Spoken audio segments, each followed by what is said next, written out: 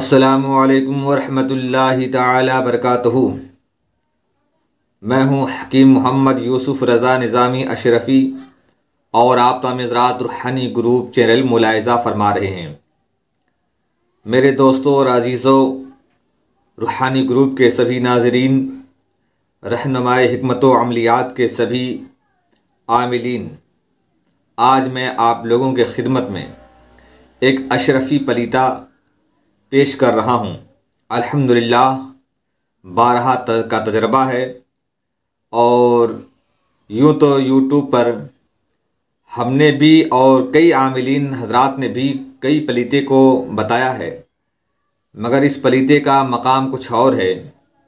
यह पलीते अशरफ़ी अभी आप लोगों को मैं बताऊंगा, उसे आपको समझना है और उसे लिख करके आपको मरीज़ों के हवाले करना है। इंशाअल्लाह तबारक व ताला इस पलीते की बरकत से आसेब जल करके खाक हो जाता है। मैं तरीक़ा बताने से कबल मैं आपको एक चीज़ ये भी बता दूं कि अल्हम्दुलिल्लाह, अगर आप किसी भी बीमारी में, किसी भी मर्ज़ में, जो मुहलिक मर्ज़ हों, ख़तरनाक बीमारियों में मुब्तला हैं, अगर आप इलाज करते कराते अगर आप थक गए हों तो एक बार ज़रूर इस नाचीज़ से मशवरा ज़रूर लें। इंशाअल्लाह तबारक व ताला मेरी कोशिश ये होगी कि सबसे पहले उन्हें रूहानियत के मुतालिक और उसके बाद फिर जो है जिस्मानी इलाज के मुतालिक मैं उसे मशवरा दूं, ताकि वो शिफायाब हो जाए।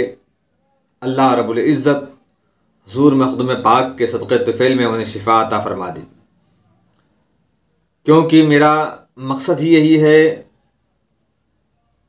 चैनल चलाने का मकसद ये है कि बीमार, चाहे वो जिस्मानी हो या रूहानी एतबार से, मैं उन्हें अपने मशवरों से नवाजूँ, अपने वज़ाइफ़ व अमलियात और हिकमत के ज़रिए से उन्हें शिफा दिलाने की कोशिश करूँ।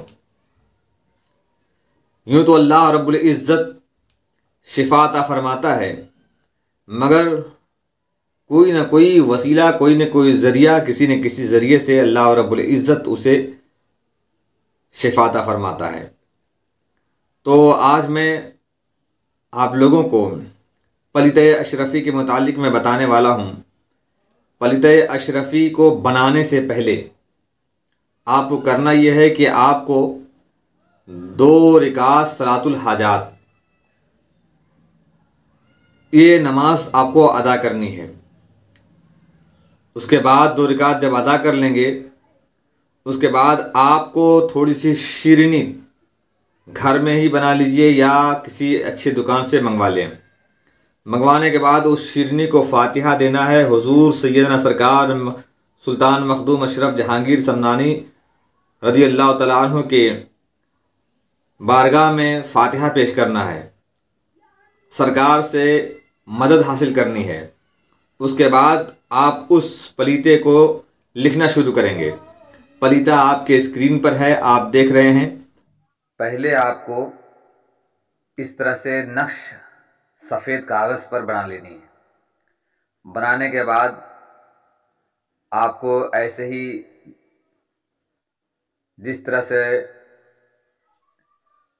मैं लिख करके आपको बता रहा हूँ, इसी अंदाज से आप नक्श को भर लें। और जब आप नक्श को भर लेंगे तो इंशाअल्लाह आपको इस पलीते के ज़रिए से बेहद कामयाबी मिलेगी। आपको लिखना है बहक़ अलीक़न मलीक़न तलीक़न। उसके बाद आपको लिखना है अंता, फिर लिखना है तालमु मा फी क़ुलूबिहिम। फिर आपको अगर जगह ना हो तो फिर इस तरह से घुमा के भी आप लिख सकते हैं। घुमा करके आप अलीक़न लिख दीजिए, अलीक़न।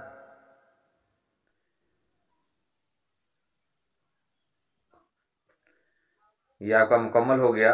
उसके बाद फिर आपको अब आतिशी चाल से लिखना है। आतिशी चाल ऐसे ही है, पहले आप यहाँ से शुरू करेंगे 64 41, फिर आप दूसरे खाने में 64 42, फिर तीसरे खाने में 64 43 आपको लिखना है। देखिए, मेरी आदत है लिखने की दाहिने तरफ से। मैं अक्सर व बेशतर जो तावीज़ात लिखता हूँ मैं वो दाहिने तरफ से। इसमें खाना आपको 5 बनाना है, एक तरफ 4 हैं और एक तरफ 5 है। तो आपको एक बीच का नीचे से ऊपर का हिस्सा आपको खाली रखना है और उसमें फिर बिंदी लगानी है आपको। ये चौथे खाने में 64 44, पाँचवें में 64 45 और छठवें में 64 46, सातवें में 64 47, आठवें में 64 48 और नवें में 64 49 और 10वें खाने में आपको लिखना है 64 50 और 11वें खाने में 64 51 और 12वें खाने में आपको लिखना है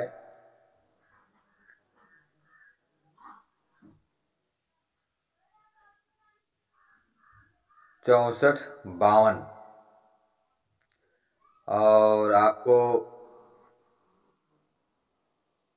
इस खाने में 64 53 और 14वें खाने में 64 54 और 15वें खाने में 64 55 और 16वें खाने में 64